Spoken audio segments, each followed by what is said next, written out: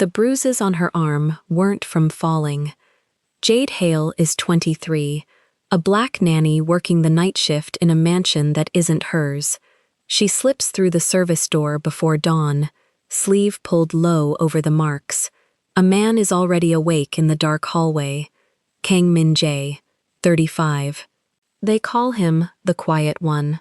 A black koi tattoo climbs the left side of his neck, above the open collar of a charcoal suit. A heavy steel watch sits on his wrist. Hers is bare. He blocks the door. Was it your husband who did that to you? She can't answer. Her voice won't come. So she takes one of the activity cards she uses with his silent little niece, and she writes, "Don't call the police. He already talked to them first."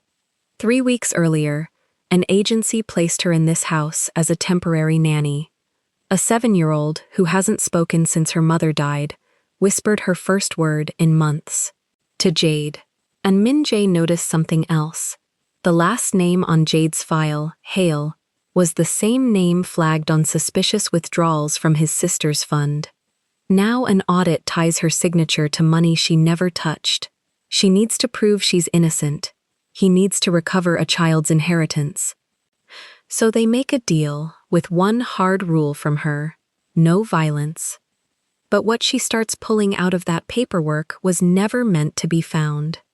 Before starting the story, comment down below where you are watching from and what time it is there. If stories of karma, love, and hidden truths move you, leave a like, be sure to subscribe to the channel, and click join to become a member and help our channel. The key turned twice before the lock gave. Jade held her breath through both clicks. 4 in the morning, and the service door on the east side of the Kang residence opened onto a corridor she had learned to cross without touching the walls. She stepped inside. She eased the door back into its frame with the flat of her palm so the latch would only whisper. Her right sleeve had ridden up on the walk from the car. She pulled it down over her forearm without looking at what was underneath. Looking made it real. Not looking got her across the threshold, past the shoe rack, toward the back stairs, which was the only geography that mattered right now. The house was supposed to be asleep. That was the whole point of 4 in the morning. She came in before the household woke, so the household would never have a reason to ask where she had been. 3 weeks she had run this route clean. 3 weeks the corridor stayed dark, and the stairs stayed empty, and the arrangement held. Tonight, a light burned at the far end of the hall. She stopped, one foot still lifted. The bag strap cut a brown diagonal across her white tank top, and she gripped it to keep the buckle from clinking. The light came from the kitchen doorway. Someone had left it on. Someone had left it on, she told herself. And the someone was already back in bed, and she only had to pass the doorway fast and low and be on the stairs before. "You're back early." The voice came from the kitchen, level, unhurried, a man who had been waiting long enough to sound bored by the wait. Jade set her foot down. She knew that voice the way you know a closed door in the dark, by the weight behind it. Kang Min-jae did not raise his voice for anything. She had watched him receive news that would have made other men shout, and he had only set down his cup and asked a second, quieter question. The quiet was the thing people were afraid of. She understood now why. She could keep walking. The stairs were 9 steps away. She measured them and decided the silence would follow her up if she ran, so she did not run. She stepped into the light of the doorway instead. He sat at the long kitchen island in a charcoal suit with no tie, the top button open. He had not dressed for the hour. He had simply never undressed. A heavy, dark steel watch sat loose on his wrist, where his hand rested flat on the counter. At his elbow, a baby monitor glowed green. The sound turned low. From it came a thin, broken breathing, a child mid-sob or just past one. "Ara had a bad night," he said. He did not look at the monitor. He looked at Jade. "She woke at 2. She's only just gone quiet." "I'm sorry." The words came out rough. She cleared her throat. "I didn't hear it. I was..." Out. Out. He let the words sit. On the counter between them was a small stack of laminated cards, edges rounded, a different color to each, the emotion cards she used with the girl. He must have picked them up off the front table. His thumb rested on the top one. She wanted them back. They were the one thing in this house that were hers, and seeing them under his hand made her want to reach across the marble and take them. "Come in," he said. "You're standing in the door like the room might bite." She came in 3 steps. The overhead light was brighter than the hall, and she felt it find her. She turned a half degree so her right side angled away from him, so the arm stayed in shadow, so the whole night could still be nothing. He noticed the turn. She saw him notice it.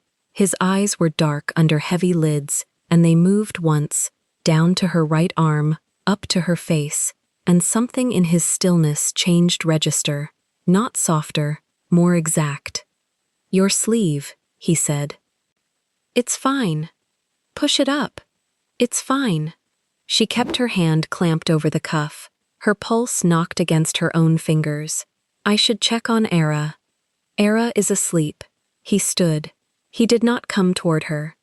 He rounded the end of the island slowly, giving her the width of the whole kitchen, the way you move when you have decided the other person is a frightened animal, and you would rather be wrong about that than corner it. "Jade, push up your sleeve." Nobody in this house said her first name. She was staff. She was the temporary one, the agency placement, the woman who came and went by the east door. Hearing her own name in his mouth undid something she had spent 3 weeks tying tight. She pushed up her sleeve. The kitchen light did what kitchen lights do. 4 marks banded her forearm, spaced like fingers, already going the colors that fingers leave. A 5th sat higher, near the crook of the elbow, rounder, older, a day past purple. She held the arm out because hiding it now would be worse than showing it, and she watched his face instead of her own skin. His face did not move. That was the frightening part. A muscle ticked once along the hard line of his jaw and then held, and his gaze traveled the length of the bruising and back, cataloging, the way a man reads a document he intends to act on. "Sit down," he said. "I don't need—" "Sit." She sat. Her knees told her she had wanted to for an hour. He filled a glass with water and set it in front of her, and did not tell her to drink it, which somehow made her drink it. The koi tattoo showed at his open collar when he leaned to set down the glass, black scales climbing the left side of his throat toward the jaw, and she fixed her eyes on it because it was easier than his face. "How long have you worked here?" he said. Not a question, a frame. 3 weeks. And in 3 weeks you've come in through the service door before dawn every night I didn't ask about. You knew. I know when a door in my house opens." He set his hands flat on the counter again, the watch sliding. "I let it alone because whatever you were doing, you were still here at 7 for my niece. And she said a word to you she hasn't said to anyone since her mother died. So I let it alone." His eyes went to the arm. "I'm done letting it alone." She pulled the sleeve down. This time he let her. "It's not what the house needs to worry about," she said. "It doesn't come here. It stays out there. I keep it out there. It's on your arm. It came in with you." She had no answer that was both true and safe, so she gave him neither. She looked at the monitor. The child's breathing had evened out into the deep, ragged rhythm of a kid who had cried herself down. Somewhere above them, a 7-year-old slept with a gray rabbit against her cheek, and that girl had whispered a single word into Jade's ear 4 days ago, and that word was the reason Jade kept coming back to a house through a door in the dark. "Who?" Min-jae said. She shook her head. He waited. He was good at waiting. It was most of what he did. The refrigerator cycled on and filled the silence with a low hum, and he let that carry the room while he watched her decide. "Was it your husband?" he said. "Was it your husband who did this?" The word husband landed wrong in the bright kitchen. A word from another building, another life, a ring she still wore, because taking it off started a conversation she could not afford. Her thumb found the band on her left hand and turned it once. He saw that too. The man saw everything and said one word for every 10 he saw. "Say his name," Min-jae said, "and I'll make a call." No, it came out too fast and too loud, and the monitor light flickered as if the sound had reached the girl. Jade lowered her voice to almost nothing. "No, no calls. You don't understand how it works with him." "Then tell me how it works." She turned the water glass a quarter turn on the marble and watched the ring of wet it left. How it worked was a shape she could see and not speak. It worked in paper. It worked in the 2 years of documents she had signed with a smile, because a wife signs where the husband points. And every one of those signatures was a rope, and the ropes ran to places she had never been allowed to see. It worked in the way a bruise was the smallest weapon in the house, the one he used when the paper ones weren't fast enough. She could describe a fist she understood. It was the rest of it that closed her throat. "He doesn't hit me because he's angry," she said finally. The words came slow, chosen. "He hits me when he's already won and wants me to know it. The hitting is the receipt." Min-jae's thumb moved on the top card. He said nothing, which she was learning meant continue. "You call the police, they call a name he's already given them. You show them my arm, and there's a file somewhere with my name spelled the way he wants it spelled." She lifted her chin toward the dark hall, toward the front of the house where the world got in. "He builds the story before anything happens. That's the work. The hands are just the part people can see." "Keep going," he said, softer, and it was not an order now. It was the closest the man came to asking. She opened her mouth. Nothing came. Not because she didn't have the words. She had rehearsed them 100 times in the car. But because her throat closed on them the way it always did, the way it had for 2 years, the way Victor had trained it to. Speaking his crimes out loud in a lit room made her hands shake. She looked down and found them shaking. She pressed them flat to the marble to stop it. Min-jae watched the hands. He understood something from them that she had not managed to say. He slid the stack of emotion cards across the counter until it sat in front of her, and he took a pen from the inside of his jacket and set it down beside them. "You use these with Ara," he said, "when the words won't come. When it's too much to say out loud, she points, or she writes." His voice stayed flat, but he had lowered it to match hers. "You told me that. First day, you said sometimes the mouth locks and the hand still works." She stared at the cards. He had listened. 3 weeks ago she had explained her method to a man she assumed heard nothing, and he had kept it, and now he was handing it back to her at 4 in the morning like a key. She turned the top card over. On the blank back she wrote, and the pen dragged because her hand still shook, and the letters came out cramped and hard. "Don't call the police." He read it upside down. He did not react. He nodded once, the smallest motion, permission to continue. She wrote the second line under the first. He already talked to them first. The pen stopped. She set it down. She turned the card so it faced him square, so there could be no mistake, so the man would understand that the thing on her arm was the least of it, that the danger was not a fist, the danger was a system Victor had reached before she ever could. A phone already ringing on the other side, a story already told with her name in the wrong place.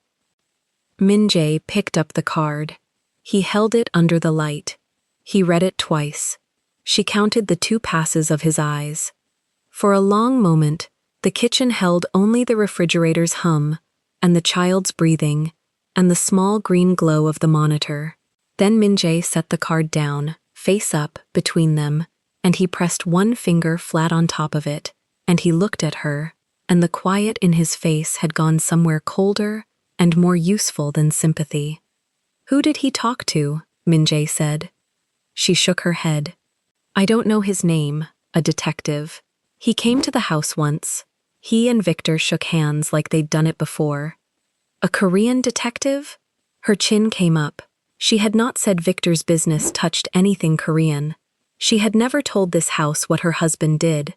How did you? The monitor crackled. A small voice, half asleep, wordless, a note of complaint that meant a child surfacing. Both of them went still. Min Jae's hand covered the card and slid it off the counter and into his jacket in one motion. Gone, as if it had never been written. He was already turning toward the stairs when he stopped and spoke without looking back. Fix your sleeve, he said. She sees everything, more than she says. Jade pulled the cuff down over the marks and stood, and the room had not finished with her yet. On the bottom stair stood Ara. The girl was small for 7, and smaller in the half-dark, a yellow cardigan pulled on crooked over her nightgown, a gray rabbit hanging from one fist by its ear. Her black hair fell straight to her jaw, the fringe uneven where she slept on it. She had come down without a sound. She stood with both bare feet on the last step and looked at the two adults with the flat, wide attention of a child, deciding whether the room was safe. Min Jae went still in a new way, the way a hard man goes soft only at the edges. You should be asleep, he said, and the flatness had left his voice entirely. Ara did not answer. She never answered with her mouth. Her mother had taken the girl's voice with her into the ground, or that was how the house talked about it, when it talked about it at all, which was rarely. The girl's eyes went from her uncle to Jade and stopped there.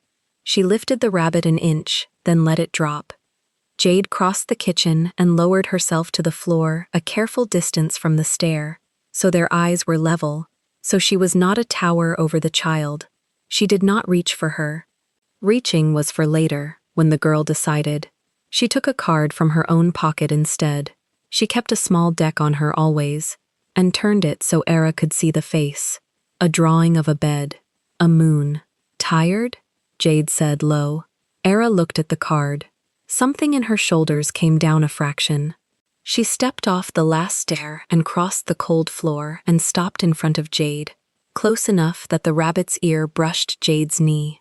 She stayed on her feet, silent, and reached out one small finger to touch the cuff of Jade's right sleeve, exactly where the marks were underneath, as if she had known where to look before she looked. Jade's breath caught. Across the room, she felt Min Jae go rigid. The girl held her finger there a moment. Then she took Jade's whole hand in both of hers, the way you hold something that hurts, and she pressed it against her own cheek, and she closed her eyes. No word. But the house had gone very quiet around the gesture, and Min Jae stood over both of them with his jaw set and the card burning in his jacket, and Jade knelt on the kitchen floor at 4 a.m.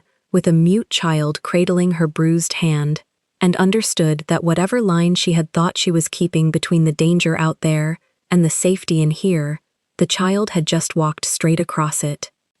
Bed, Min Jae said gently. He came and lifted his niece without effort, the rabbit swinging. Ara's eyes opened over his shoulder and found Jade and stayed on her the whole way up the stairs. Then the kitchen was hers again, and the hum of the refrigerator and the green light. Her hand had stopped shaking. She noticed that only now. In the man's jacket, climbing the stairs with him, a laminated card carried 2 lines, in her own cramped writing, out of this room and into a house she had thought she understood. She stayed on the cold floor a long moment before she rose. She had come in through the service door to keep one life from touching the other. She could feel, in the quiet, the ground she had stood on for 3 weeks tilt very slightly under her and begin to move. 3 weeks earlier, Jade stood on the front steps of the Kang residence with a laminated folder under one arm and a name in her mouth she had practiced in the car. The agency woman had said it twice on the phone. Kang, a widower, 1 child, a house on the hill above the reservoir, temporary placement, 2 weeks, maybe 3, while the family found someone permanent. Jade had written the address on her palm and driven up before dawn so she would not be late, and now the sky behind the roofline was the color of skimmed milk, and she rang the bell and waited. The man who opened the door was not what the agency had described. They had said quiet. They had not said this. He filled the doorway without trying to. He looked at her the way some men look at a delivery, a thing to be checked against a list, and then he looked past her at the street, at her car, at the gate she had left open, and back to her face. He wore a suit at 6 in the morning, no tie, the collar sat open, and something dark climbed the side of his throat toward his jaw, and she made herself not look at it. "You're the agency's," he said, not a question. "Jade Hale." She held out her hand. "They said 7. I'm early." He didn't take the hand right away. When he did, it was brief, dry, exact. His eyes went to her wrist, to the plain band on her finger, and moved on before she could decide whether he had seen anything at all. "The last one lasted 4 days," he said, and stepped back to let her in. The house was too clean. That was the first thing. Not tidy, scrubbed, the way a place gets when no one is really living in it, when someone comes twice a week and erases the fact of people. There were shoes by the door in a row, and none of them small. There were no drawings on the refrigerator. There was a woman's coat on a hook by the stairs that had not been moved in a long time, and Jade knew that kind of coat, the kind nobody could take down and nobody could throw away. "Ara is upstairs," the man said. "She won't come down for you. She won't come down for anyone. You'll leave food outside the door, and take it away when it's cold." He said it flat, like a rule he had stopped fighting. Don't touch her. Don't reach for her. The last one reached for her. What happened? She bit through the skin. He looked at Jade to see if that changed her face. It didn't. 2 weeks, he said. You'll do the meals, the laundry, the school runs she won't go to. You'll be paid whether she speaks to you or not. A pause. She won't speak to you. Jade set her folder on the hall table. Does she read? She's 7. That's not what I asked. Something moved behind his eyes. He didn't answer, which was its own answer, and he went to the kitchen and left her standing in the hall with the dead woman's coat and the too clean floor. She did not go up the stairs that first day. She had learned, in the houses before this one, that a locked child is a child who has been reached for too many times. So she worked. She washed the row of small clothes that had gone stiff in a hamper. She cooked rice and cut fruit into shapes and left the plate outside the door at the top of the stairs, and she sat on the step below it, not looking up, and she talked, not to the door, exactly, to the wall beside it, about nothing, about the rice sticking to the pot, about a dog she'd seen on the drive up, brown, with one ear that wouldn't stand. The plate came back cold, but it came back emptier than she'd left it. On the 3rd day she brought the cards. She had made them years ago, in the first house, when a boy who wouldn't talk had taught her that the mouth is not the only door. They were laminated squares, with pictures she'd drawn herself, and gone over with marker until they were bright. A bed, a moon, a cup of water, a face with the mouth turned down, a face with the mouth turned up, a hand held flat, meaning stop, a hand open, meaning here. She had a card for hungry, and a card for cold, and a card for I don't want to, and a card for cold, the one she'd drawn last and used most, that was just 2 figures sitting side by side, not touching, one big and one small. She fanned them on the top step where a plate would go, and she left them there and went back down. She did not hear the door open. She heard the cards move. When she came up an hour later, the fan was disturbed. 2 cards had been pulled from the rest and set apart, deliberate, squared to the edge of the floorboard the way a child squares a thing when it matters. The moon, and the small figure, sitting alone. Jade crouched on the step and looked at the 2 cards for a long time. Then she took the pen from behind her ear, and on the blank back of a fresh card, she drew a third figure, bigger, sitting down next to the small one, and she set it beside the moon and went away without a word. The next morning, all 3 cards were inside the room. The door was open 2 inches. It had never been open before. She didn't celebrate it. She had learned that too. A child who has been reached for punishes progress, pulls the door shut the moment she catches you watching it open. So Jade left the 2 inches alone. She cooked, she folded. She talked to the wall about the brown dog with the ear that wouldn't stand, and gave the dog a name, and the next day a history, and by the 6th day, the dog had a whole life she narrated in pieces up the stairwell, and the door stayed open 2 inches, and then 3. The house gave her nothing to work with, and everything to notice. No photographs on the walls, but a rectangle of paler paint in the hall where one had hung. A high chair folded flat in a closet she opened by mistake, wiped clean, kept. A drawer in the kitchen full of a woman's things, hair ties, a lipstick worn to a nub, a pendant on a snapped chain that Jade held up to the light before she made herself put it back. A fish. The pendant was a small enameled fish, orange and black, and she thought of the dark thing climbing the man's throat and did not let herself finish the thought. He kept finding reasons to be in the hall. She stopped believing they were reasons. The man saw. She didn't know how much he saw, only that he was there more than the agency woman had implied a father would be, that he worked from a room off the hall with the door cracked, that he took calls in a low voice in a language she didn't have, that he watched the stairs. On the 5th day, she carried the breakfast plate up and found him standing at the bottom of the flight, with his arms folded, looking at the strip of open door above. "You're using pictures," he said. "She's using them. I'm just leaving them out." "Why does that work?" Jade balanced the plate on her hip. "Because a picture doesn't need her to make a sound. A picture doesn't fail when she can't get the word out." She looked at him. "You can't lose a conversation you never had to speak." He was quiet. Then, "Where did you learn it?" "A boy who stopped talking after his mother left," she said, and went up before he could ask the rest. She felt his eyes on her back the whole climb. It happened on the 8th day, and it happened so quietly that she almost missed it. She had taken to sitting in the doorway itself by then, not in the room, never in the room, but on the sill, her back against the frame, the cards in her lap.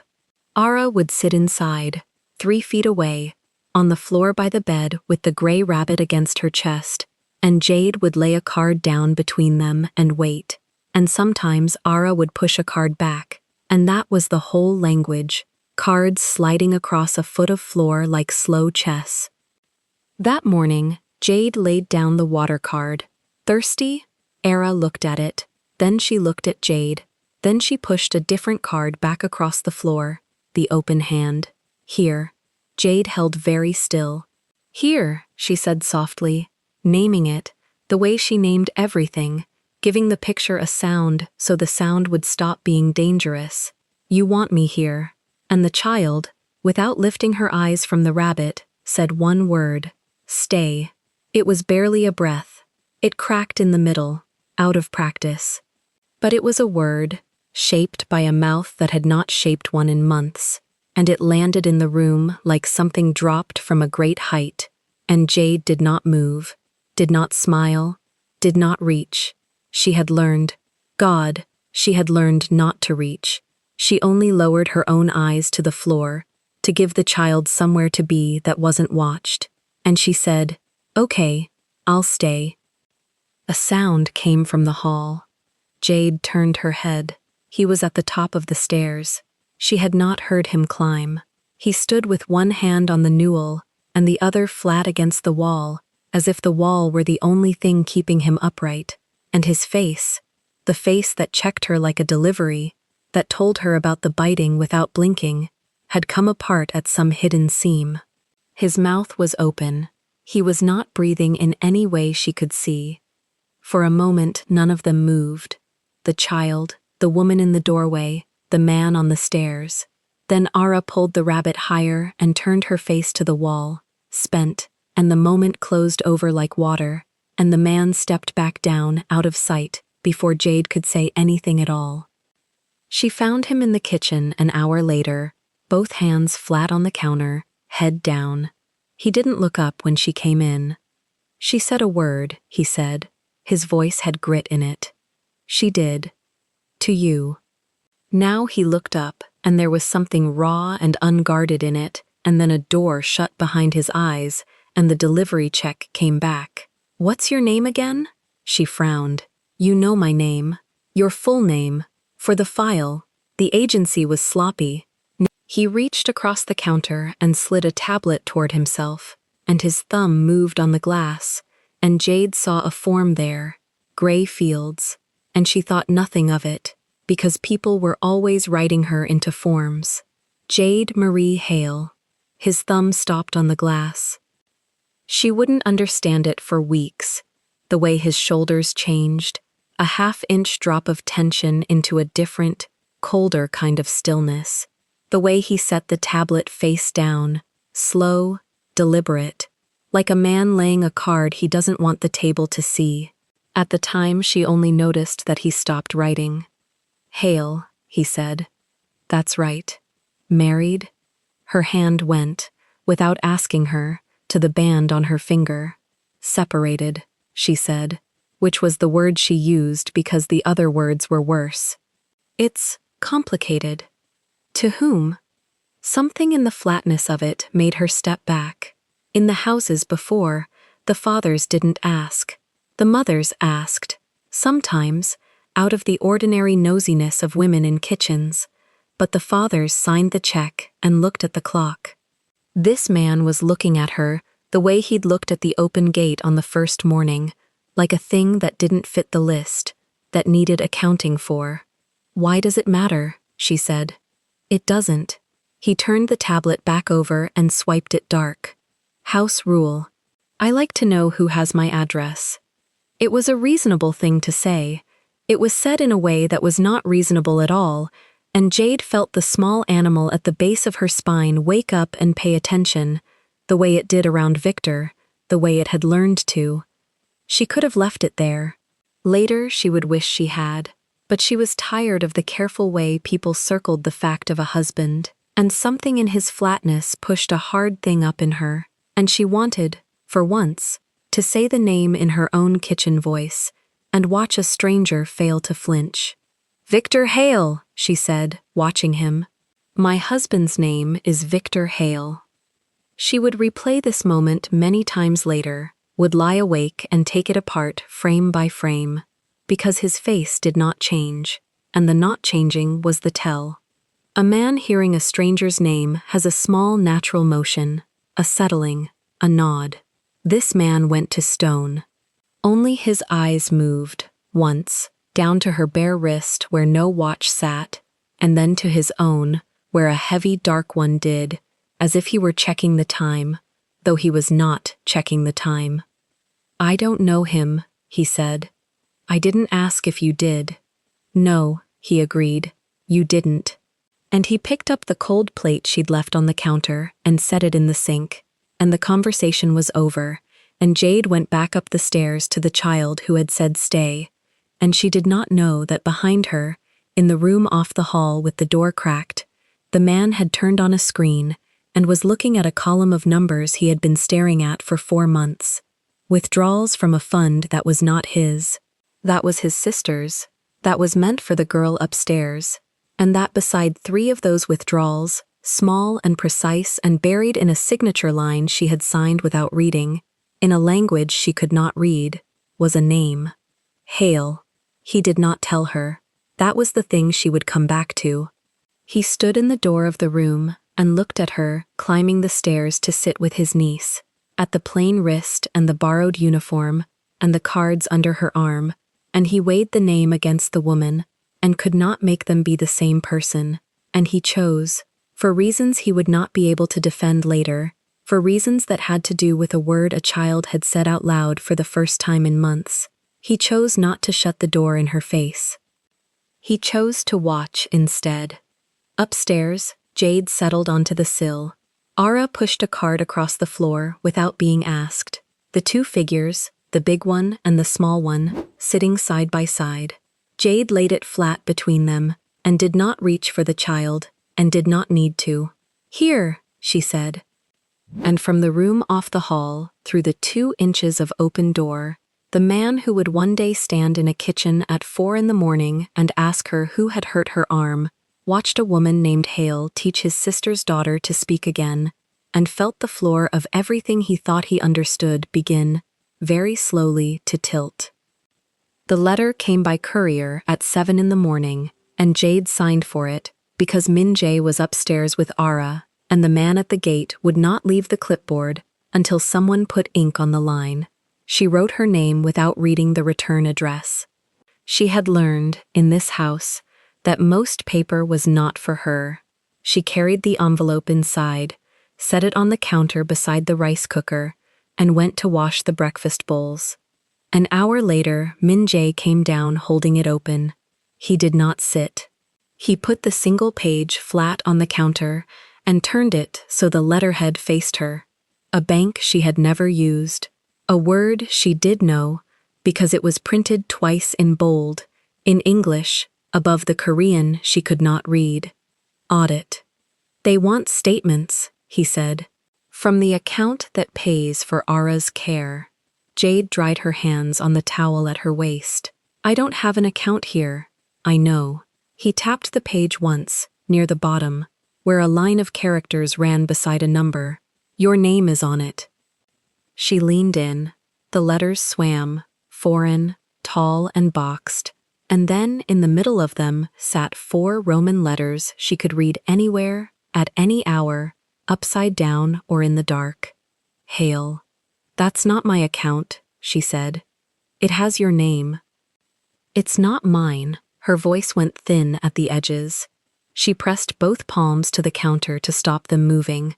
"I never opened anything. I don't even have the language to open anything." "That's what they'll ask about." He watched her hands. He always watched her hands. "The audit isn't for me. It runs through your name to a fund. The fund belongs to my sister. It belonged to my sister." He corrected himself the way a man steps around a hole he already fell in once. "It's Ara's now. It's supposed to be Ara's." The rice cooker clicked from hot to warm. Neither of them looked at it. "How long has my name been on your sister's money?" Jade asked. He took a long breath through his nose. "Longer than 3 weeks." She understood the shape of it before she understood the size. She had signed things. In a bright office with a cold floor, with Victor's hand warm on her shoulder, and a woman sliding papers across a desk, saying here, and this one too, and Victor saying it's just the placement forms, sweetheart, standard, and Jade signing because the woman was watching, and Victor was watching, and the pen was already in her hand. "He put my name on it," she said. "Who did?" She looked at him. He knew who. He had gone to stone in this very kitchen at the sound of the name, days ago. In the present she had not yet lived when this flashback began. But here, now, 3 weeks deep, the name was still new between them, and she made herself say it plain. "Victor." Min-jae folded the letter along its old crease. "Then we have the same problem," he said.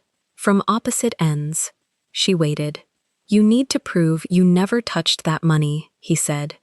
"Or you go to a room with a metal table and a translator who works for whoever pays the most. I need to prove where the money went, so my niece is not raised on an empty fund with a stranger's name where her mother's should be." He set the folded page in his inside pocket, the same pocket, she would think later, where a card in her handwriting would one day ride upstairs. "We are pulling on the same rope." "You could cut me loose," Jade said. "Hand them my name, walk away clean." "I could." "Why don't you?" He was quiet for a moment. Upstairs, faintly, the floor creaked under a small foot, then stopped. "Because 4 days ago, a child who buried her voice with her mother said a word to you. and not to me. He said it without heat, like a figure in a ledger.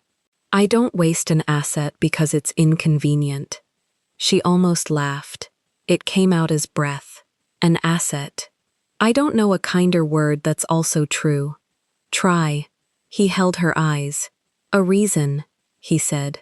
She's a reason. You're the first one I've had in a year that points forward instead of back. Jade sat down on the stool then, because her legs had decided for her. She looked at the counter, at the ring of condensation the courier's clipboard had left, at her own bare wrist beside it. She thought of the metal table he'd described.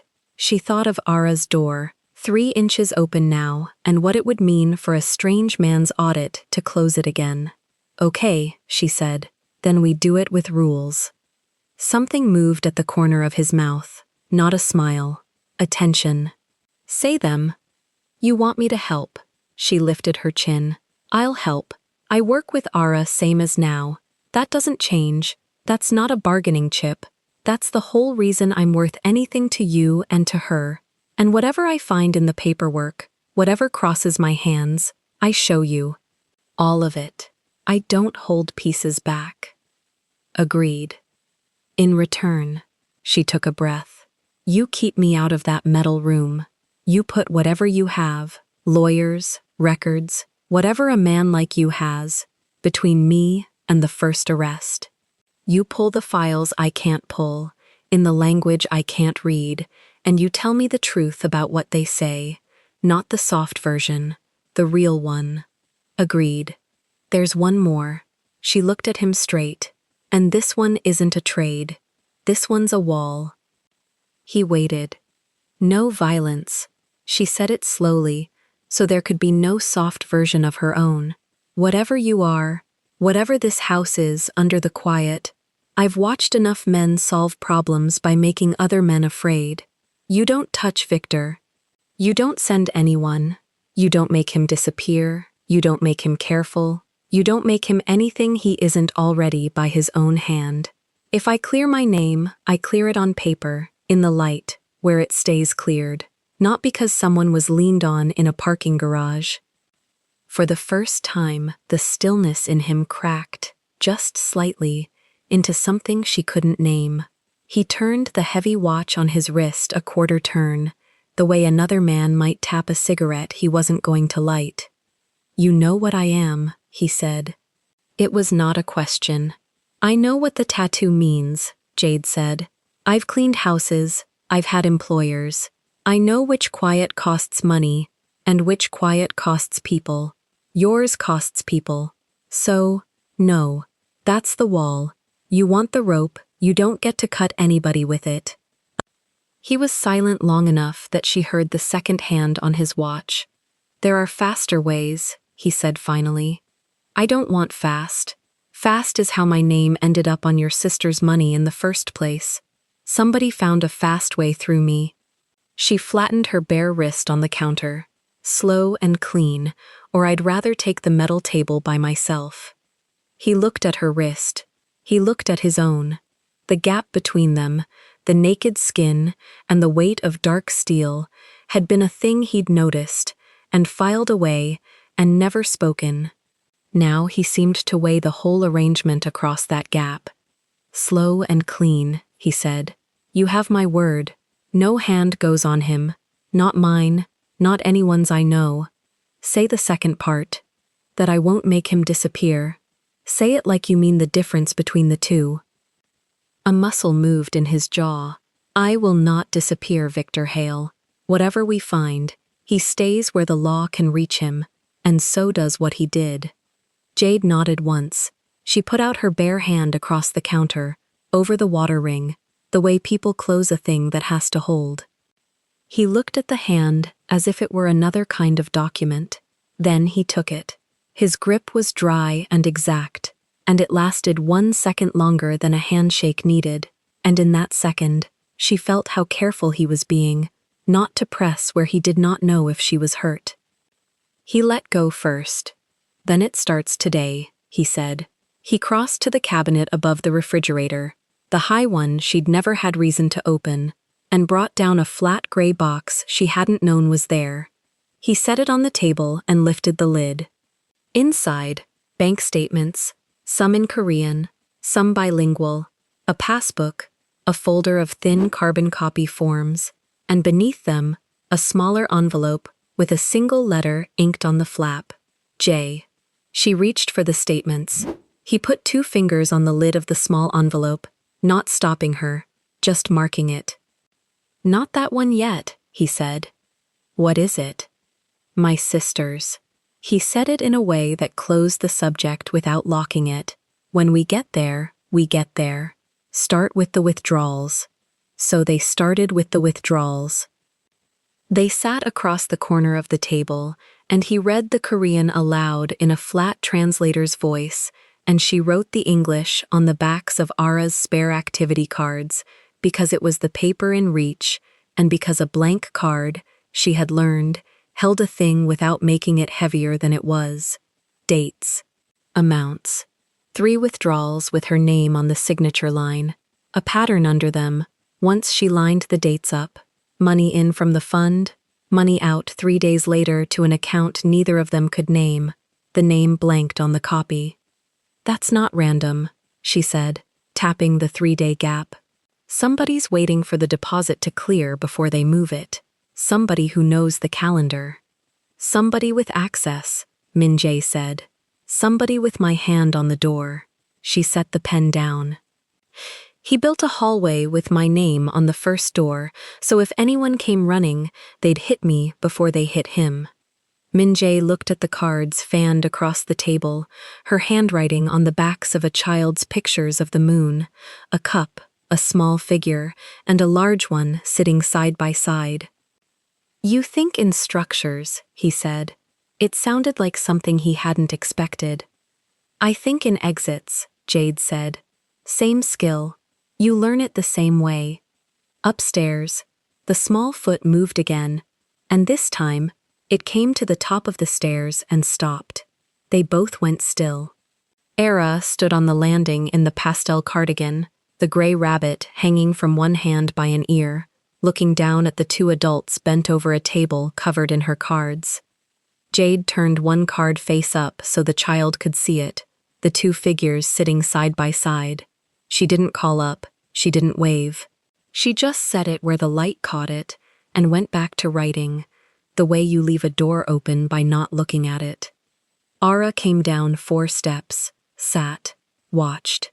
Min-jae lowered his voice, though the child could not or would not repeat what she heard. "If the audit calls you before we're ready, you say nothing. Not a denial, not an explanation. You call the number I'll give you, and you say your representative is on the way. Denials on the record become the thing they hang you with." "I know how a record works," Jade said. "I've been on the wrong side of one before." "When?" She glanced at him, then back at the card under her pen. "You want the truth version or the soft one? You made me promise the truth. Same rule, cuts both ways." Her mouth tightened, almost a smile. "A house I worked before this one. Silver went missing. Old woman's rings."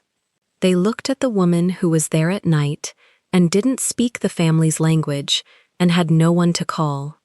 She finished writing a date, pressed the card flat. "I didn't take them. Granddaughter took them. Took 11 days to prove it. And by then, I'd lost 2 other jobs because a phone call travels faster than the truth." She looked up. "So when you say the record hangs you, yes. I've felt the rope. That's why my rule is the wall it is. I don't build my name back with somebody else's blood. I know exactly what a name is worth when it's the only thing you've got, and I'm not spending anyone else's to fix mine." He absorbed that. On the 4th stair, Ara pulled the rabbit into her lap and pushed a card an inch across the step with one finger, the here card, the open hand. Neither adult reached for her. That was the arrangement with the child too, Jade thought. You leave the door open by not looking at it. "All right," Min-jae said. He drew the folder of carbon forms toward him and separated one, holding it to the window light. "These are the placement forms, the ones you signed at the agency." Jade went cold in a slow way, from the wrists up. I remember those. There's a Korean copy stapled behind each English one. He turned the page so the second sheet showed. That's normal. Bilingual filing. The English is what you read. The Korean is what gets submitted. So they match. He didn't answer right away. He held the 2 pages to the light, aligning them, running his eye down one column and then the other, and she watched his face do the thing it did when a number wouldn't sit right. A stillness that was the opposite of calm. Min Jae, they should match, he said. Do they? He set the pages down. He squared them. He looked at her the way a man looks at someone he has just decided to trust, with the size of a problem, rather than the soft version of it. I need to read these properly, he said. Not at a window. Every line, both languages, side by side, with the fun statements open next to them. He gathered the whole gray box against his chest and stood. Tonight, after she's down, not before, I don't put this in front of her. You think they don't match, Jade said. I think, he said carefully, that your name being on my sister's money is the first thing anyone will see, and the last thing they'll question. He looked down at the child on the stairs, at the open hand card by her foot, at the woman with a pen and a stack of a little girl's drawings, turned into evidence. And I think a man who could do that from the other side of the world knew exactly how easy it would be to see. He carried the box out of the kitchen. At the doorway, he stopped without turning. You kept the wall, he said. No violence. Slow and clean. I kept it. Then I'll tell you one true thing tonight. No soft version, whatever those pages say. He shifted the box in his arms, even if it makes the wall harder to hold. He went down the hall. Jade heard the study door, the small sound of the lock she hadn't known was there, and then the house was just the rice cooker on warm and a child breathing 4 stairs up. Ara pushed the here card another inch. This time she looked at Jade when she did it. Jade crossed the kitchen slowly, sat on the bottom step, 1 step below the child, close enough that a hand could reach, and far enough that none had to. She set her own card down beside the girls, the 2 figures, side by side, the large one and the small one. Here, Jade said softly. Ara didn't say the word back, but she moved the rabbit from her lap to the step between them, its one good ear pointed toward the woman, and left it there, a thing set down where someone could keep it, and that, Jade understood, was the whole sentence. She stayed on the step until the arroz went cold and the light through the front glass climbed the wall, and somewhere behind a locked door, a man in a gray suit was reading, line by line, in 2 languages, the exact size of the trap that had her name on its first door, and deciding, against everything the koi on his neck was supposed to mean, to walk her out of it the slow way, in the light, with clean hands, because a child had put a rabbit down on a stair between 2 people and gone quiet in a way that finally meant she was not alone. Down the hall, the lock did not turn again for a long time. The lock turned at 11:30. Jade heard it from the couch where she had not slept, and she was on her feet before the study door finished opening. Min Jae stood in the frame with the gray box under one arm and a single sheet of paper in his free hand, held away from his body the way a person holds something they do not want to touch longer than they have to. Sit, he said. She did not sit. She read his face instead. Whatever he had found had cost him something on the way down the hall. He set the box on the low table between them. He put the single sheet on top of it, face up, and turned it so the writing pointed at her. 2 columns, English on the left, Korean on the right. Between them, in his own hand, a 3rd line in blue ink. You told me you signed forms you couldn't read, he said. Yes.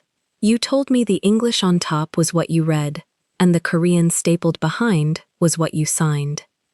Yes. That's true. He tapped the left column. This is the English. Placement agreement, temporary childcare, standard consent. You could sign this in your sleep. His finger crossed the gap. This is the Korean, the version that went to the bank. Jade waited. They don't match. She had known the shape of it was coming since the afternoon. Knowing the shape did not stop the floor from moving. How far off, she said. They aren't off. He said the word like it disgusted him. Off would be a mistake, a bad translator, a rushed office. He sat down across from her, slow, the way a much older man sits. Somebody wrote a second document and put your name at the bottom of it. Saying what? He turned the sheet a quarter inch, as if the angle would make it easier to deliver. It didn't. The English says you accept a childcare placement. The Korean says you accept authority over an account. Signatory, not caregiver. He let it land. You didn't forge anything. You didn't fake anything. You signed your real name, in your real hand, to a page that told you one thing, in the only language you read, and told the bank the opposite, in the one you don't. The room was very quiet. Somewhere upstairs, the baby monitor breathed its small green breath. Jade looked at her own name on the page, her handwriting, the loop she put on the J, the one she'd put on every check and every school form and every hospital clipboard her whole life. Hers, undeniably hers. That was the trap, not a copy, not a lie a graphologist could catch. The truest thing on the page was the one thing they'd use to hang her. So it's worse, she said. It's cleaner. He rubbed a thumb along his jaw. A forgery. We break. We bring in an examiner. We show the pressure, the tremor, the wrong pen. This, he tapped the signature. This is you. This holds up. This is the version that survives a courtroom. Jade sat down then, because her legs made the decision for her. She'd spent 3 weeks telling herself the story had a floor, that there was a version of the paperwork where she was simply careless, a woman who signed too fast in a cold office, and careless could be forgiven, careless could be explained. She'd been holding that floor the way Ara held the rabbit. Now Min-jae had shown her there was no floor. There was a man who had sat beside her at a laminate desk, slid pages across it one at a time, and said, "These are just the placement forms. Standard, sign here," while the page under her pen said something he had written, in a language he knew she couldn't check, that turned her into the door his money walked out through. "He didn't lie to a stranger," she said. Her voice came out flat. "He sat next to me. He watched my hand. Yes." He said standard. "Yes." He knew I couldn't read the back. He counted on it. She pressed the heel of her hand to her sternum, once, like she could push the thing back down. "Say the rest of it." Min-jae did not pretend to misunderstand. The translation didn't write itself. Somebody with the language sat down and built the Korean side to say what he needed. "That's not your husband at a kitchen table with a dictionary." He looked at the box, then back at her. "That's a person he pays, which means it isn't one document. It's a process. A process has other pages, other people, other names on other first doors." He said it evenly, but his jaw had gone hard. "You're the one I can see, because you're the one in my house. There's no reason to think you're the first." Jade looked at the box on the table like it had teeth. 3 weeks she'd carried it around inside her chest as one bad decision, one cold morning, one pen, one signature too many. A private stupidity she could hate herself for in the quiet. Now it wasn't private. It had a designer. It had a paper trail with her name on the softest end of it, and maybe other names behind hers, women she'd never meet. Each one told the same word at the same kind of desk. "Standard," she said again, to no one. The word tasted like metal now. "He gave you a real thing to read," Min-jae said, "so that when they show you the fake thing, you'll remember reading the real one. You'll swear you read it. You did read it." That's the design. Your honesty is the weapon. Jade absorbed that. She thought of the office, the desk, the way Victor had a folder ready, tabbed, paper-clipped, the way a man is ready when he has done a thing before. "How long have you known Victor?" she said. The question landed differently than the others. Min-jae's stillness changed quality. She had learned to read that in him, that the flat calm wasn't one thing but several, and this was the kind that covered a nerve. "I told you," he said. "I don't know him." "You said it before I asked, in the kitchen, 3 weeks ago." She kept her eyes on him. "Nobody says I don't know him about a name that means nothing to them." For a moment, he didn't answer. Then he stood, crossed to the tall cabinet, and came back, not with another document, but with a photograph. He held it a beat before he gave it to her, and that beat told her he'd been deciding whether to for longer than tonight. It was Ji-won. Jade knew her by now from the coat on the stair rail and the drawer of small things, but this was the first time she'd seen the face whole. A woman with the same heavy-lidded eyes as her brother, softer, mid-laugh, one hand up as if to wave the camera off. A garden behind her, a house behind the garden. This house. "That was taken here," Min-jae said. 4 years ago, before Ara could walk well. He didn't sit. My sister ran the fund herself. She was good with money, better than me, and she didn't like the family's ways of making it. She wanted something clean for her daughter. So she built a fund and she looked for people to run it that weren't us. A muscle moved in his cheek. She met a consultant, Western. Charming, good with English-speaking donors. She brought him to this house more than once. Jade's thumb had gone still on the edge of the photograph. "I met him twice," Min-jae said, briefly. "A first name, a handshake. I thought he was one of her donor people. I didn't keep the face." He looked at the photo in her hands, and then away from it. "When you said Victor Hale, 3 weeks ago, something moved. Not a memory. A door in a dark room. I couldn't open it. So I said I don't know him, because I didn't. Not the way you know a man. I knew a shape had passed through my sister's living room, and I couldn't make it hold still. And now I have a name attached to a process, attached to her fund." His voice dropped. "And I don't like the room the door opens into." Jade set the photograph down on the table, next to the 2-column sheet with her name on it. Ji-won laughing. The document that hollowed a dead woman's daughter out. She looked from one to the other, and felt the story tilt under her, the way Min-jae had said the floor tilted for him. "You think he knew her," she said, "before me." "I think," Min-jae said carefully, "we should be very slow about what we think, and very fast about what we can prove." But he had not said no. Upstairs, the monitor crackled, not the full wail of a bad night, a smaller sound, a shift, and a settle. They both looked at it. Then, under the small green light, footsteps, bare, careful, coming down. Ara appeared at the turn of the stair in her nightdress, rabbit in the crook of her arm, hair flattened on one side from the pillow. She was supposed to be asleep. She looked at neither of them. She looked at the table. Ara. Min-jae's whole register changed, went low and even. "It's late, little bird." She came down anyway, one stare at a time, eyes fixed on the low table and the papers on it. Jade started to gather the 2-column sheet.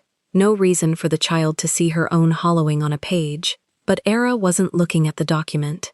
She was looking at the photograph. She crossed the last of the floor and stopped an arm's length from the table. The rabbit hung forgotten. She leaned in, close, the way she leaned into the activity cards when she was choosing, and she lifted one small hand and put a finger down on the glossy paper. Not on her mother, on the house behind the garden, on the doorway of the house, on a shape in the doorway that Jade had not even registered. The photo was Ji-won. The eye went to Ji-won, but there, in the shadow of the frame, Half-turned, was a second person, an arm, a shoulder, the pale collar of a shirt. A man standing in the doorway of this house, 4 years ago, caught by accident at the edge of a picture of a laughing woman. Jade's breath stopped. She'd looked at this photograph for 30 seconds and seen only the dead woman. The child had crossed a dark room and gone straight past her mother to the thing in the corner. Children saw the edges. They kept what adults filed away. Ara's finger pressed the shape once. Then she made a sound. Not a word, a small, high sound. Wrong, the sound of a thing remembered before it can be named, and she snatched her hand back against her chest as if the paper had heat in it. She stepped back, another step. The rabbit came up over the lower half of her face. Ara, Jade was down at her level without deciding to move. She kept her hands to herself, palms open, the way 3 weeks had taught her. It's okay. You're okay. The child's eyes came off the photograph and found Jade's face and held there, huge, and in them was something Jade had not seen in 3 weeks of cards and stares and the slow chess of it. Not the flat quiet of the mute child, but fear with a location. Fear that knew where it lived. Min-jae had gone the color of the paper. He looked at the photograph, at the smudged shape in the doorway, at his daughter, his niece, his daughter now, pressed back against the couch with the rabbit over her mouth. She knows him, he said, barely sound. She was 3. Jade didn't take her eyes off Ara. She can't. She just did. And she had. There was no arguing the small pointing finger. There was no arguing the sound.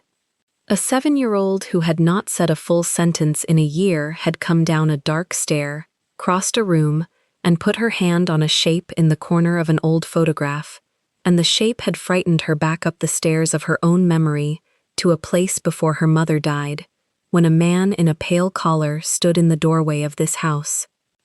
Jade reached, slow, and turned the 2-column document face down on the table. Not to hide it from Ara now, but because she could not look at her own name and the child's face in the same glance and stay upright. He was here, she said. She wasn't asking anymore. Before Jiwon died, in this house, with the fund, with her. Yes. And then he married me and put me on the paperwork like. She stopped. The word was there. She made herself say it. Like a replacement part. Min-jae came around the table and crouched, keeping distance from Ara, and did the thing Jade had watched him fail to do for 3 weeks. He did nothing. He didn't reach for the child. He didn't tell her it was fine. He put himself low and still and let her look at him, and after a long moment, Ara came off the couch and crossed to him and put her free hand flat on his chest, over the open collar, over the koi, the way she'd once put Jade's bruised hand to her own cheek, choosing where to put the fear down.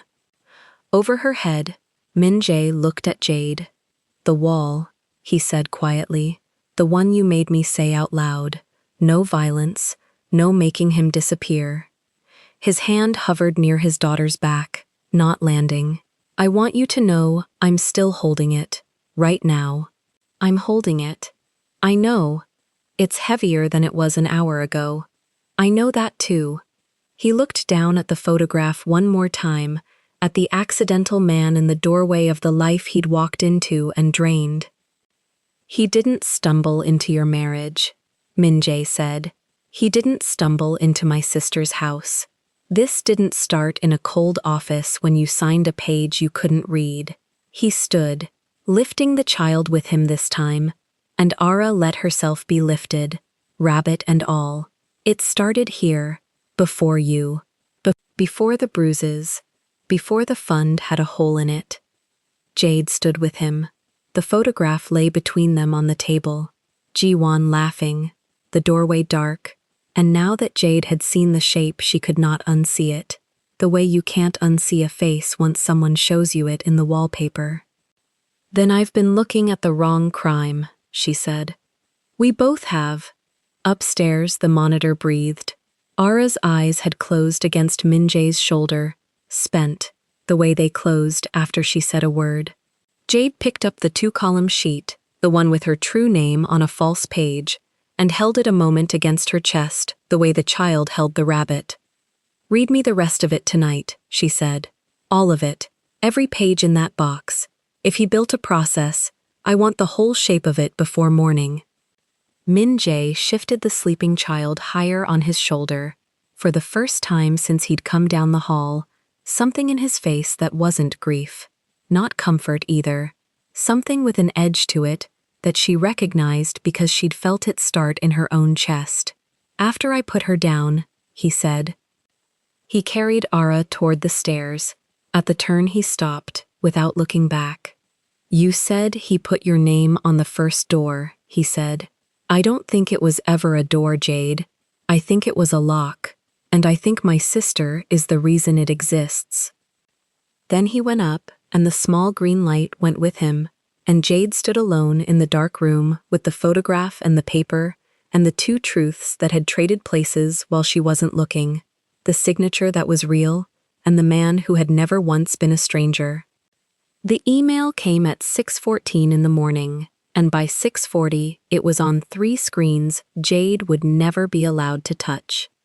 She learned that later. In the moment, she was at the counter cutting fruit for Ara, and the house phone rang, the landline, the one that never rang. Min-jae answered it standing. He listened for 11 seconds.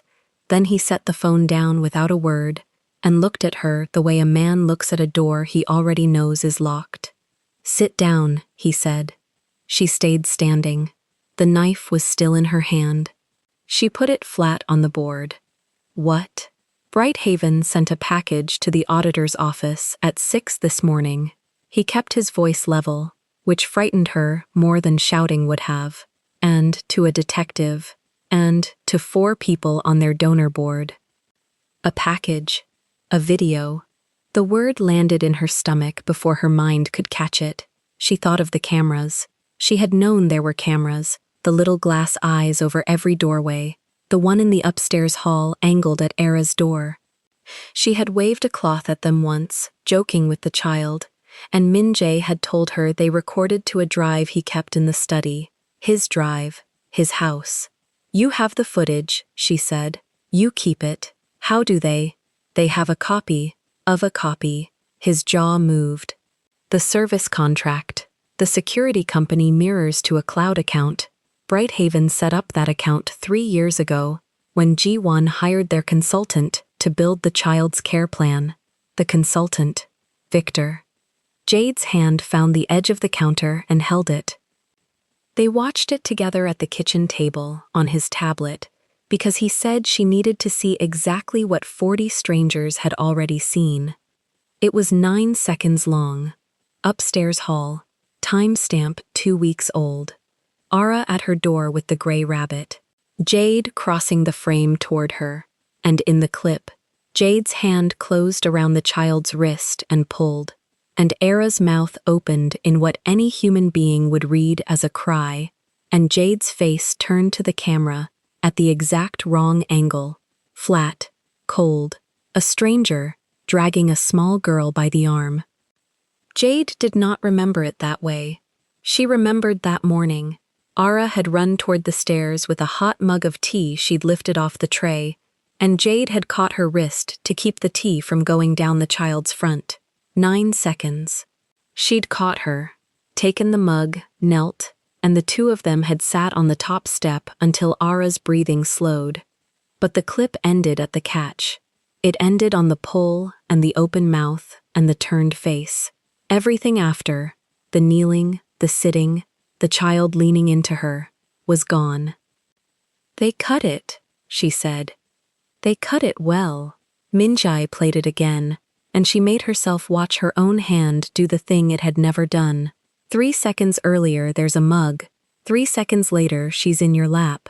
They took the middle out and left the worst frame on top. Play the whole thing. You have the whole thing. On your drive. I have a whole thing. He set the tablet down. The auditor has a 9-second thing, with a timestamp and a chain of custody, signed by a licensed security vendor. Mine is the version the man who edited it will call the fake. She heard it then. The shape of the trap, the same shape as the signature, the same hand. Give them something real and cut it until the truth was the part that looked invented. The woman from the county came at 11. She was kind, which was its own cruelty. She wore a lanyard and carried a folder, and she said Jade's name gently, twice, the way you say a name you have already decided about. There was a second person behind her, a man with a clipboard who never sat down. "Ms. Hale, I'm not here to make any determinations today," the woman said. "I'm here because we received a referral, and when a referral involves a minor and video documentation, we're required to act within the hour." "It's edited," Jade said. "I understand that's your position." Your position. As if the truth were a chair she'd chosen to sit in. The woman opened the folder. There was an order in it, already signed, already stamped, waiting only for the address to be filled in. And the address was this house. Temporary, pending review, effective immediately. Jade was to have no contact with the minor child, Kang Ara, in person or by any other means, until the review concluded. She was not to enter the residence. She was not to be within a defined distance of the child's school, which Jade had not known the child had, because Ara didn't go anymore. Min Jae stood by the window with his arms folded and read the order upside down from across the room and said nothing, because anything he said would go in the man's clipboard as the child's guardian obstructing a lawful order, and that was the second half of the package. "A note," the woman said, flagging concerns about the guardian's judgment in employing an unvetted individual with a pending financial investigation. Custody of Ara, the note implied without saying, might also be a question the county would like to review. That was the knife under the knife. Victor hadn't only come for Jade. He'd wired her to the child so that pulling one pulled the other. They gave her 20 minutes to gather her things. She didn't have things. A canvas bag, a phone charger, a toothbrush in the downstairs bathroom because she'd started, in the last week, staying past dark. And the cards. She reached for the cards on the counter, and the man with the clipboard cleared his throat. "Anything used with the child stays with the child," he said. "For continuity, per the order." So she left them. The moon, the cup, the two figures side by side. She squared the deck on the counter with one finger, the way she'd squared them 100 times, and she left the whole conversation there, in a stack for a child who might now have no one to speak it with. Ara was upstairs. They would not let Jade go up. She understood the reason, and it changed nothing about the way her body tried to climb the stairs anyway, and stopped, and stood. "She'll look for me," Jade said, to the woman, to the room. "She doesn't speak. She'll come to the top of the stairs, and she'll look, and there'll be no one where I was, and she won't ask, because she can't ask. She'll just decide I left, like everyone leaves. I know this is hard. You don't." Jade wasn't crying. Her voice had gone very flat and very clear, the voice she used with the child. "You have a folder, she has a rabbit and a stack of cards, and a man who loves her and can't tell you so without it going against him. Write that down." The man with the clipboard did not write it down. Min Jae walked her to the service door. The east one, the door she'd come through at 4 a.m. 3 weeks ago, with her sleeve pulled down over her arm, and it seemed obscene that it was the same door, that a house could hold a beginning, and this in the same 8 feet of tile. "Where will you go?" he said. Low. The county woman was in the hall behind them, close enough to hear tone, not words.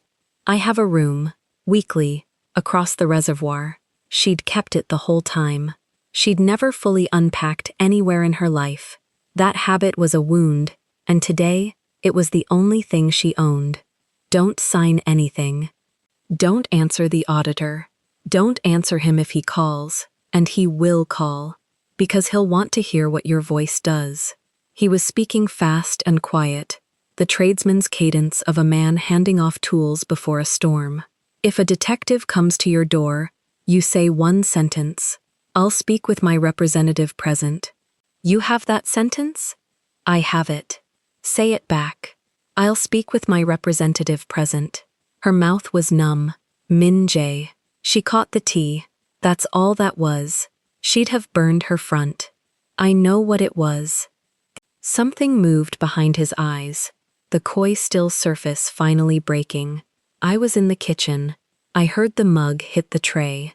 I have that too. Then use it. I will use everything. He glanced back at the hall, at the folder, at the wall of the law standing patient behind them. But not fast and not loud, or I lose her and you both, you understand? The wall you made me hold, no violence, no making him vanish. It costs. This is the bill. We pay it slow, or we don't get her back at all. The county woman said, Ms. Hale, from the hall. Time. Jade looked at him. You knew this could happen. When you let me stay, you knew he could do this. I knew he could do something. He didn't lie to her, even now. She would remember that. I didn't know the shape. I know it now. And knowing the shape is how you break it. She went out the door. It shut behind her without a sound, the way it always had, the way she'd trained it to, and she stood on the step in a sweater she didn't remember putting on. Oatmeal, oversized, wrong for the heat. And the house behind her held the child and the cards and the man, and she was on the outside of all three. The room across the reservoir had a bed, a chair, and a window that looked at a wall. She sat on the bed with the canvas bag in her lap and did not open it. Her phone buzzed at 3:10, unknown number. She let it ring out. It buzzed again at 3:14, and this time a voicemail came, and she made herself listen to it standing at the window, because Min Jae had said Victor would want to hear what her voice did, and she wanted to hear what his did first. Jade. The old warmth poured smooth. Sweetheart, I saw the news before you did, I'm sure. I want you to know I'm heartbroken. I told them. I told the auditor. I told everyone. You would never hurt a child on purpose. A pause built exactly the right length. On purpose. I said that. I'm trying to protect you here. But you have to help me protect you. Come home. We sort the accounts. We make a statement together. This all goes away. You're tired, love. You're not thinking clearly. You never do when you're tired. That was the whole method in 6 sentences. The frame around her, unstable, exhausted, not thinking clearly, a woman who needed a calmer man to speak for her. He hadn't accused her. He'd forgiven her for a thing she hadn't done, on tape, so that the forgiveness became the record. She saved the voicemail. She didn't decide to. Her thumb did it, the same instinct that had slid a cut envelope into a zippered pocket a lifetime ago. Keep the thing. Keep the proof even when you can't yet see the shape of the door it opens. By evening, it was on a blog. Not a newspaper. Worse. A neighborhood forum, the kind that ran on outrage and had no one to sue. Caregiver under investigation for child endangerment and financial fraud. A still from the 9 seconds, her turned face pulled large and grainy. They didn't print her name in the headline. They didn't have to.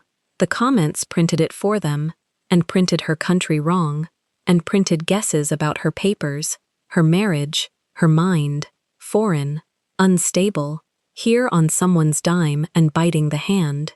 A telephone call travels faster than the truth. She had said that to Min Jae 3 weeks ago, in a warm kitchen, about a stranger's grandmother and a set of missing rings. Now the telephone was ringing about her, and it had already reached the far side of the city, and the truth was still sitting in a locked study on a drive no stranger would ever click play on. She read until the phrase, "these people," appeared, and then she put the phone face down on the chair and sat on the floor with her back against the bed, and for the first time since the woman with the lanyard said her name gently, twice, Jade let her hands shake. She let them shake for a long time. She didn't fight it. You don't stop a hand from shaking by holding it. She'd told a girl that once, wordless, by simply putting a card between them and waiting. So she put her palms flat on the cold floor, the way she'd once told Ara to feel the ground, and she waited for the shaking to have its say. When it stopped, something under it was still there. Not hope, older than hope. The flat, clear thing her voice had done in the kitchen when she told the man to write it down. She got up. She turned on the lamp. She took the canvas bag off the bed and, for the first time, opened it. She'd taken nothing she wasn't allowed.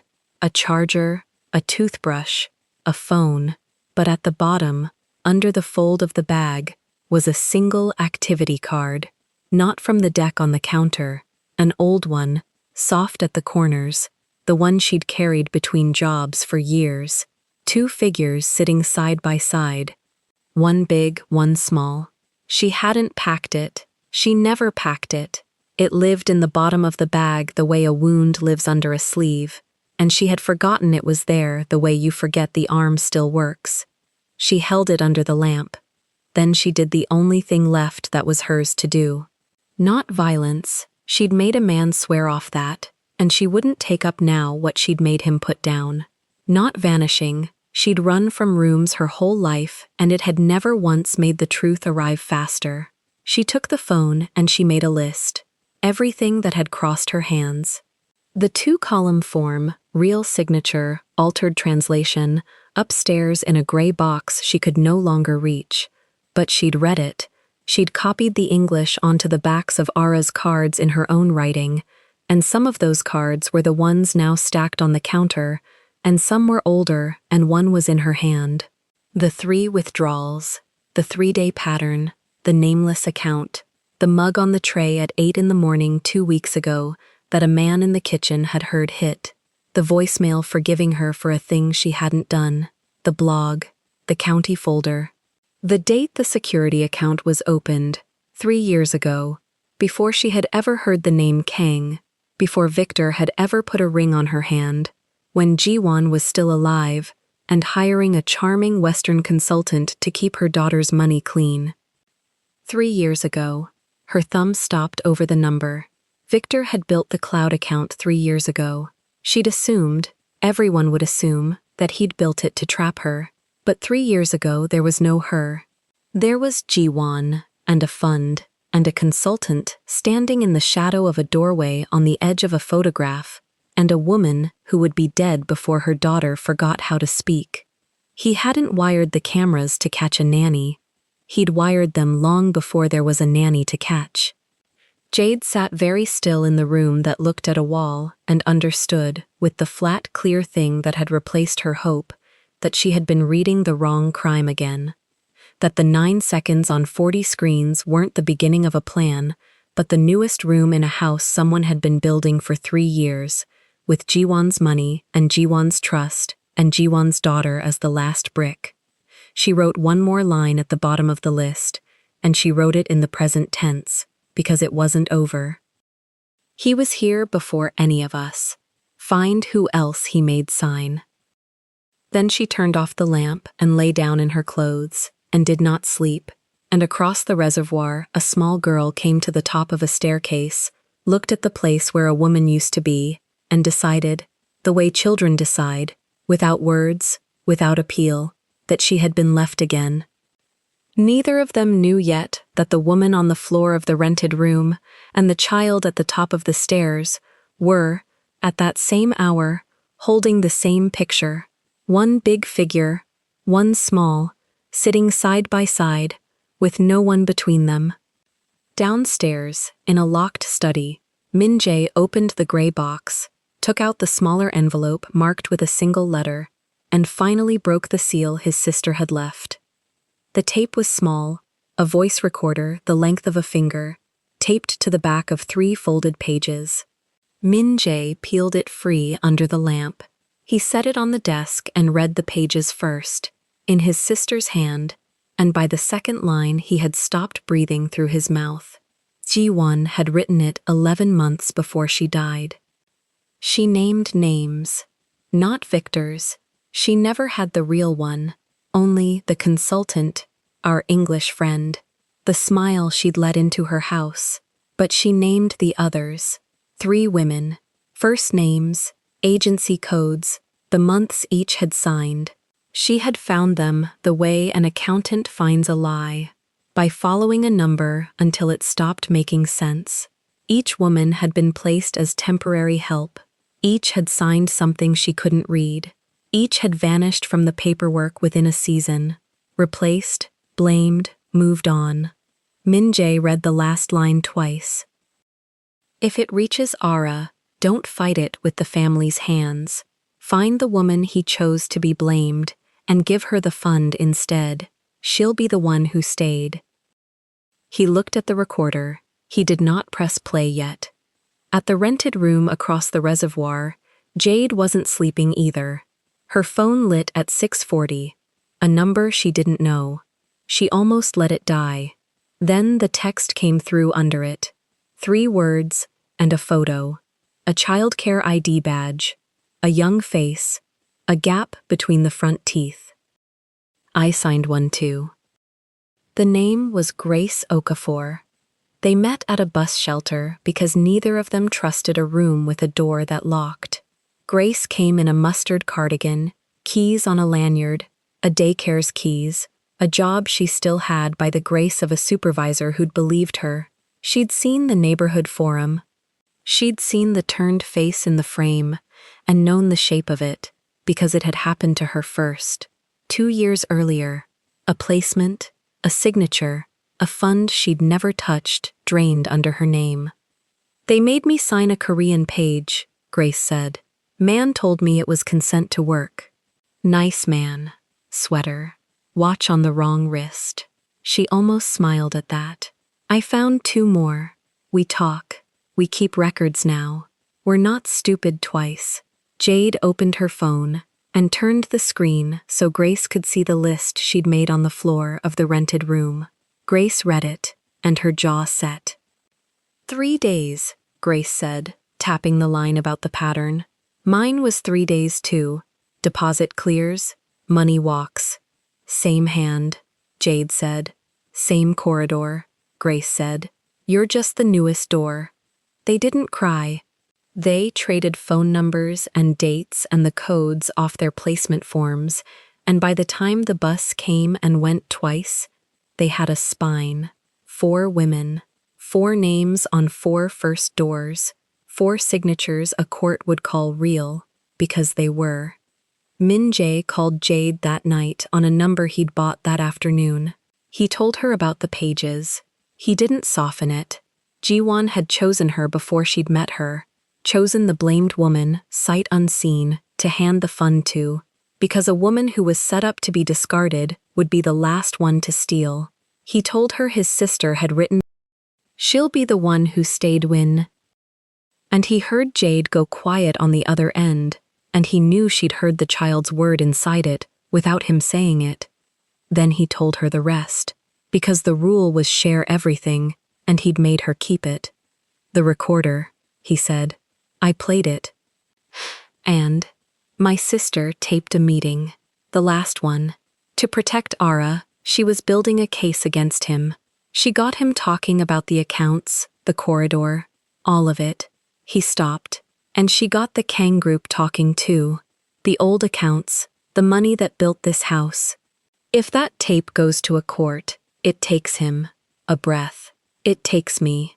And a guardian who's under indictment doesn't keep a 7-year-old. Jade sat with that in the dark. So the thing that clears me, she said, is the thing that loses her. Yes, me. And you played it for me anyway. I made a wall, he said. Share everything. I don't get to move it because I'm the one bleeding now. She heard him breathe, and she understood the shape of what he'd handed her. He'd given her the knife and told her where his own throat was. She could walk into the showcase and clear her name in 90 seconds and leave him in the room with the metal table. He would not stop her. That was the wall, held from the other side. When's the showcase? Jade said. Thursday, Brighthaven's donor night. Victor speaks at 8. Han will be there. County's letting him present the removal as a win. A pause. He'll have the 9 seconds on the big screen. Good, Jade said. Big screen's mine too then. Thursday came the way a held breath comes. The Brighthaven Hall smelled of catering and floor polish, donors in soft sweaters, a lectern, a screen the size of a garage door. Jade came in the terracotta blazer, the cream blouse, the black trousers, the nude heels, her hair the same as it had always been. She did not sneak the service door this time. She walked in the front, badge clipped, guest of a board member Grace's supervisor knew, and she let them see her come. Victor was already warm at the front, cream sweater over the blazer, the accessible founder smile, a rose gold watch catching light as he gestured. He saw her. The smile didn't move, which was the tell she'd learned to read in this whole family of quiet people. He leaned to a man near the wall, gray suit, cheap tie loose, a laminated badge on a lanyard, reading glasses shoved up on a bristled gray head. Detective Han, the one who'd shaken Victor's hand once like they'd done it before. Min Jae stood at the side, terracotta and cream in the room, and him in charcoal, no tie, the collar open. He did not come and stand in front of her. He moved to her shoulder and stayed there, half a step back, and stayed. Victor took the lectern at 8. He was good. He talked about safeguarding, about hard choices, about a placement that hadn't worked out and a child protected in time. He said the word, heartbroken. The 9 seconds went up on the screen. The upstairs hall, the timestamp, Jade's hand closing on Era's wrist, the small mouth opening, the cold face turning to the lens. The room made a sound. That's where he stops it, Jade said, not loudly, but the board member beside her had a microphone open for questions and it carried. Play it forward. Victor smiled at her. This isn't the... Play the 3 seconds you cut after, Jade said, or I will. Min Jae had the file. Grace's supervisor had the projector. The clip ran on, past the 9 seconds, and the room watched the cold face drop, watched Jade's hand come off the wrist holding a small teacup, watched her lift it clear of a child who'd been running with scalding tea, watched her go down onto the step and stay there with the girl folded into her until the small shoulders stopped shaking. 15 seconds instead of 9. The truth was longer. It usually is. There's a witness to the tray, Jade said. He heard the cup hit it from the kitchen. He's in this room, Min Jae said. I did, once. That was all he gave it. But Jade wasn't done, and this was the part Victor hadn't planned for, because he'd trusted his own edit. She asked for the frame paused at the 11th second, the cold turn to the lens, and she asked them to look not at her face, but at the dark glass of the framed print on the hallway wall behind her, the reflection in it. A shape stood in the stairwell where the camera couldn't reach directly. A crouched adult, a hand at a child's back, a mouth mid-word, coaching. The lanyard on the adult's chest caught enough light to read one printed line. Brighthaven. Someone told her where to stand, Jade said. Someone told her when to open her mouth. She's mute, and she was given a cue. She let the room hold it. That's not a child in danger. That's a child directed. Han took his glasses off the top of his head. He looked at the reflection on the garage door screen for a long time.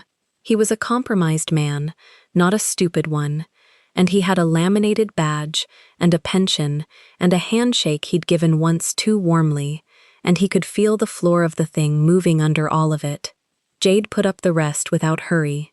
The 2-column form, the English she'd read, the Korean that was submitted, the third line in Min Jae's blue hand between them, the translation altered word for word, authority for care. A calligrapher would tell you the signature was hers. It was. That was the trap, and she said so plainly. He gave me a true page and changed what it said, so my honesty would be the lock. Then the other 3 forms. Grace's. 2 more, projected side by side, 4 first doors, 4 real signatures, 4 Korean pages that said the opposite of the English above them. Same hand behind the translation, same 3-day corridor, same nameless account swallowing it after.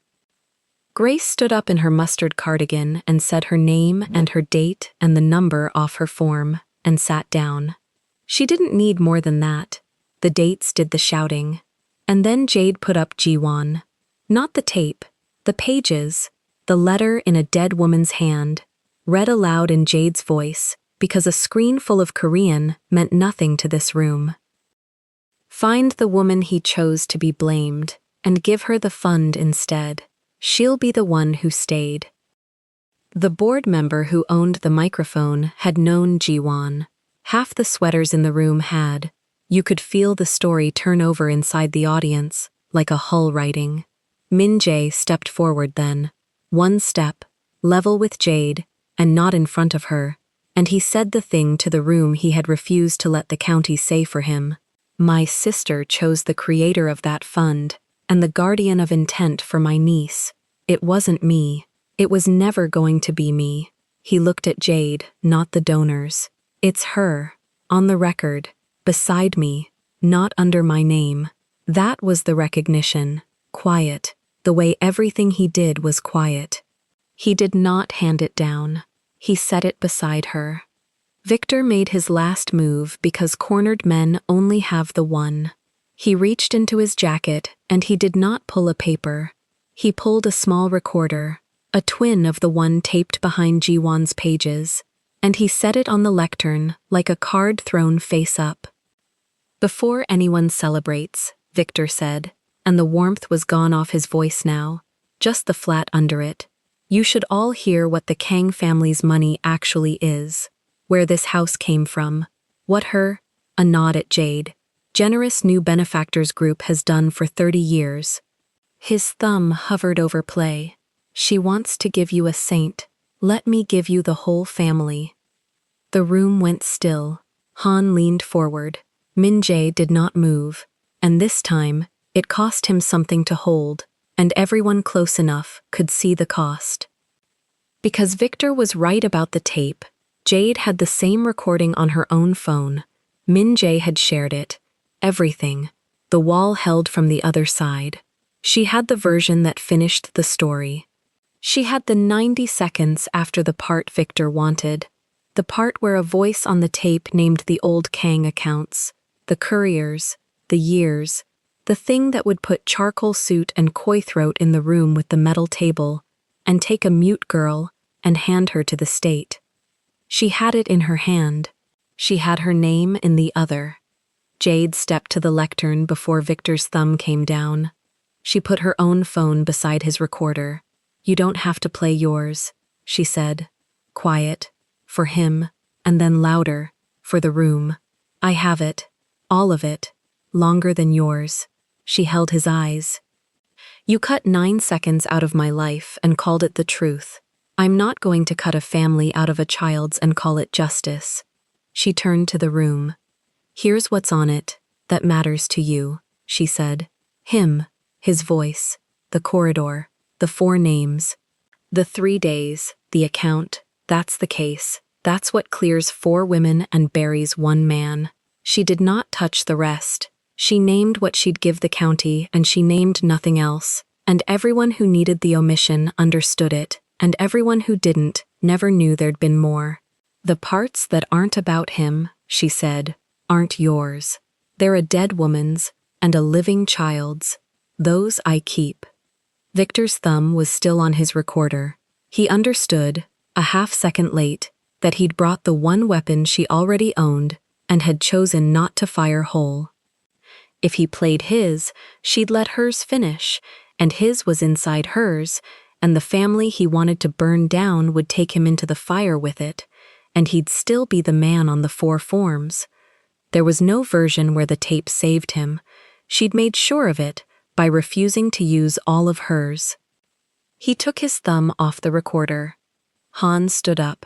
He crossed the floor slowly, a compromised man, deciding, at 44, with a bad tie and a nicotine thumb, which handshake he wanted to be remembered by.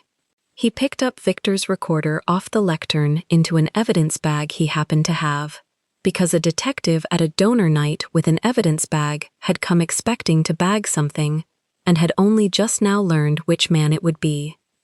"Mr. Hale," Hans said, "I think we'll talk with your representative present." He almost smiled at the phrase. He'd heard it somewhere recently, coming the other direction. It moved fast after that, the way these things do once the floor tips. The removal order was stayed inside a week on the reflection alone. A Brighthaven employee coaching a mute child on camera unmade the county's whole case, and the man with the pancetta who never sat down was not in any room that mattered anymore. The neighborhood forum ate its own words. A grandmother's silver, an old woman's rings, a turned face in a frame. A phone call travels faster than the truth, Jade had said once on a step, and it does. But the truth, when it finally walks in, and sits down, and doesn't leave. The fund went where G1 had written it. Jade's name on it, creator and keeper of intent, beside Minjae's and not beneath it, exactly as a dead woman had asked in 11 months' early handwriting. Grace and the other two got their names lifted off the first doors, and the recording did to Victor what the corridor had been built to do to them. And the wall held. She'd sworn it on a kitchen counter. No violence, don't make him disappear, keep him where the law can reach. And she'd kept a man where the law could reach, without swapping one hand on a child's fund for another. She hadn't traded a controller for a controller. She'd taken the corridor apart and left no one standing in it holding a leash. The card came back to her at the end, the way the small things do. Minjae took it out of the inside pocket of his jacket, where it had ridden since a 4 a.m. kitchen, the 2 lines in her own hand. "Don't call the police, he already talked to them first." And he set it on the table between them without a word, because she had, in the end, been the one to call them, on her own terms, in her own voice. Ara said her second word on a Sunday. She came down the stairs with the gray rabbit and put a card in Jade's hand, the one with the 2 figures sitting side by side, and she said, "Stay." Then, small, testing it, a new one, both. Jade knelt to her level, the way she always had, and put the card between them. "Both," she said. "Here." The koi pendant, the one with the broken chain in G1's drawer, Minjae had mended. It hung on Era now, the family's fish, the mother's mark, on the girl the mother had tried to protect from the family's own hands. The broken thing, closed. The house had a drawing on the refrigerator by then. 2 figures, one big, one small, and a third at the edge, and no one standing between any of them. He offered her revenge. She took her own voice. If you want to watch all the stories without any ads and also get access to bonus scenes, extended epilogues, and exclusive spicy chapters, head over to our Patreon. Scan the QR code on the screen. The link is in the description or in the pinned comment. See you there. If this story moved you, stop for a moment and reflect. Have you ever poured everything into caring for someone else's family, only to watch them treat you as invisible? Has anyone ever twisted your own words against you, changing the meaning until the truth looked like a lie? And when the moment finally came, did you reach for revenge, or did you find the courage to reclaim your own voice? Tell us your experiences and feelings in the comments. We read them all. And if you believe in stories about truth, dignity, and voice, leave a like, be sure to subscribe to the channel, and click join to become a part of our community and help the channel